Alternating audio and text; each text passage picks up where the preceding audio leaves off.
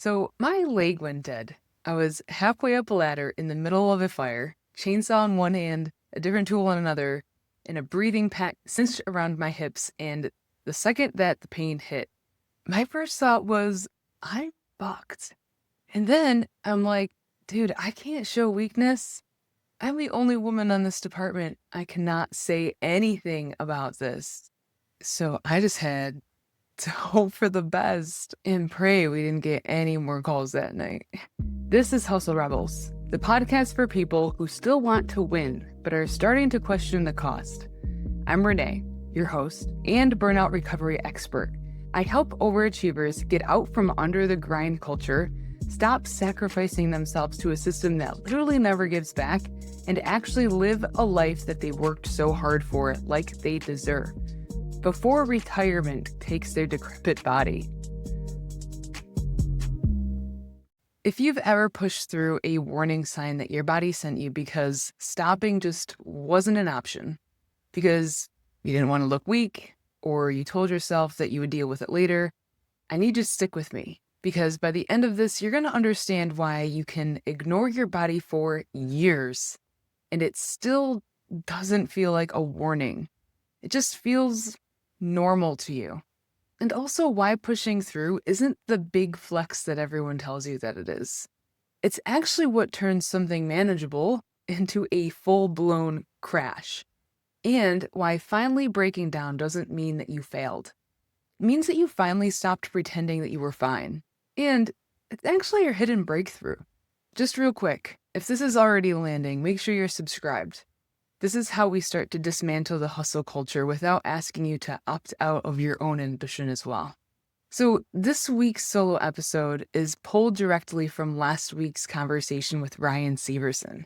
If you haven't listened to that one yet, I highly recommend you go over and listen to that after this, because everything I'm about to say is basically the thread running underneath what he had shared.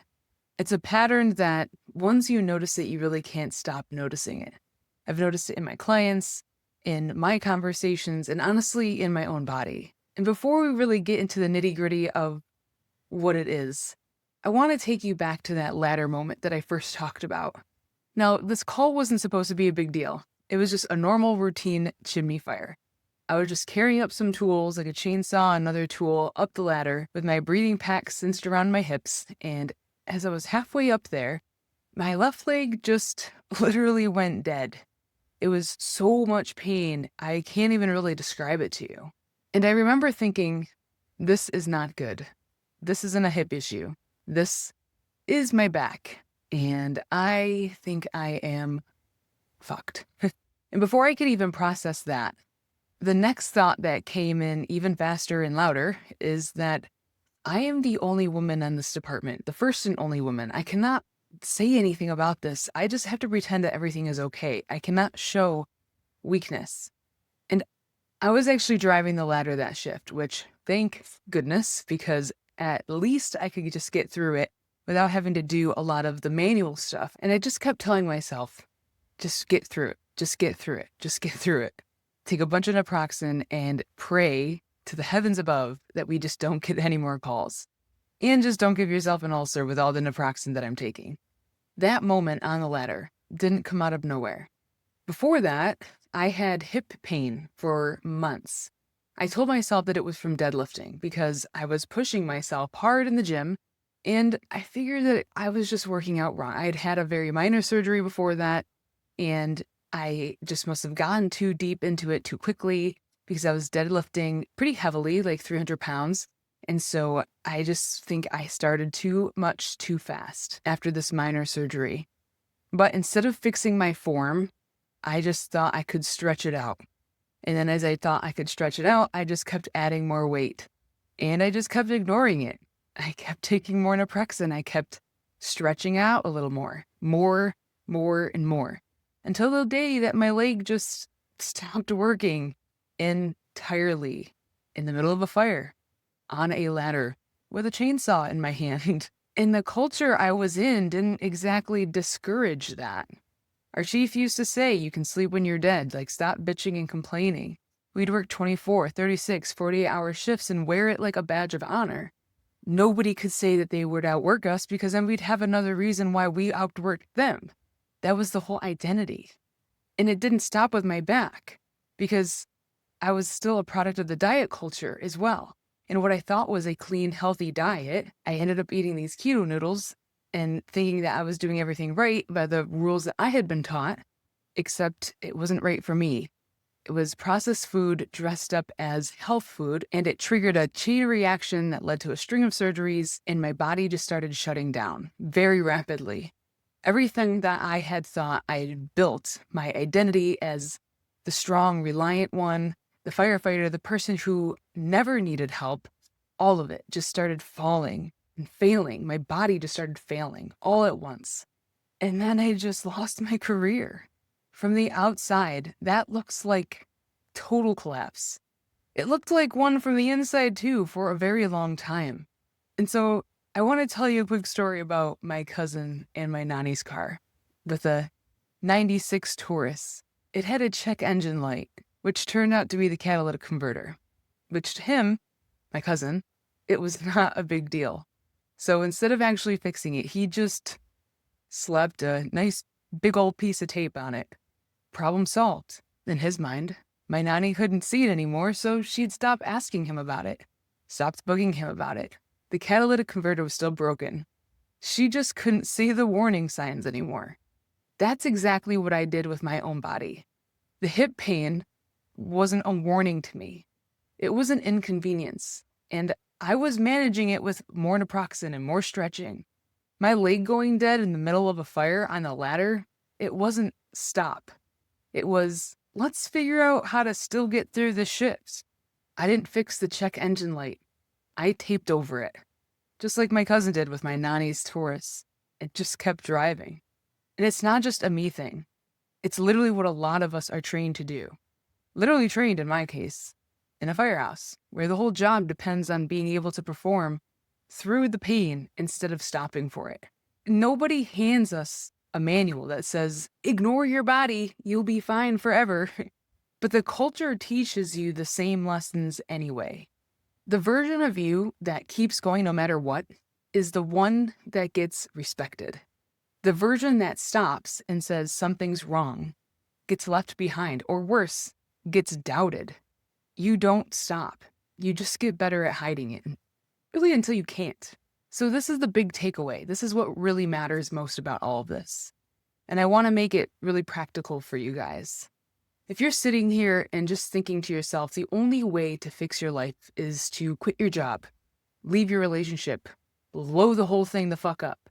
And you can't do that right now because there's mortgage or kids or you're just not there yet. I need you to hear this. The check engine light doesn't mean scrap the car. It means get it looked at. My cousin's fix wasn't buy Nani a new car. It was cover the light so she'd stop asking.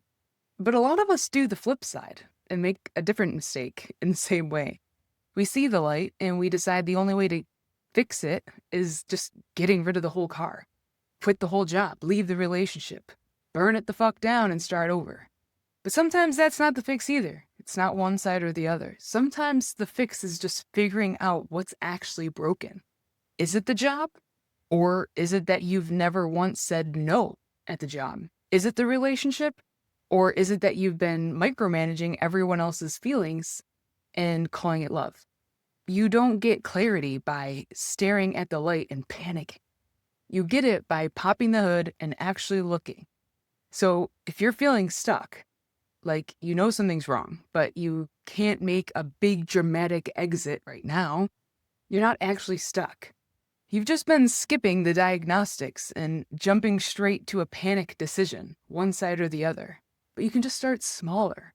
Find out what's actually broken before you decide that things need to go. And here's the thing about the diagnostic step. You don't need to blow the whole thing up just to do it. You just need to be vulnerable and open enough to ask yourself the tough questions. And I know that's hard because we overachievers are professionals at avoidance. We will do anything to avoid.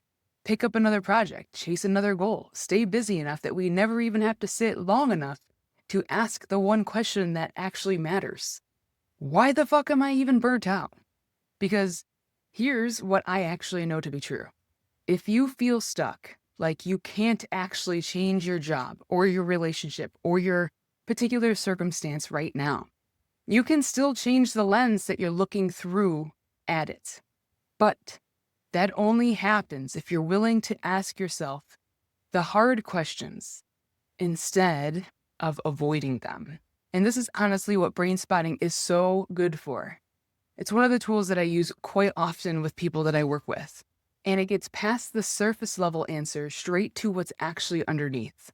I mean, I had a session today with someone that came in wanting some clarity in some things. And by the end, he was actually surprised to land on a core belief that he didn't even know that he had been carrying for so long, that he has felt broken. And you don't get there by staying busy. You get there by finally being willing to look, being vulnerable enough to know that the answer is there. And a lot of people miss a warning sign from your body, your job, your relationship. And it's not a test of how tough you are. It's information. If you treat it like a character test instead of data, a manageable problem turns into a total system failure. But you don't get to ignore these things forever. The longer you wait, the less say that you get in how it plays out.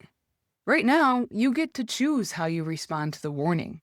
But if you wait too long, like I had, it makes the decision for you. And if you learned anything from my experience, it won't ask nicely.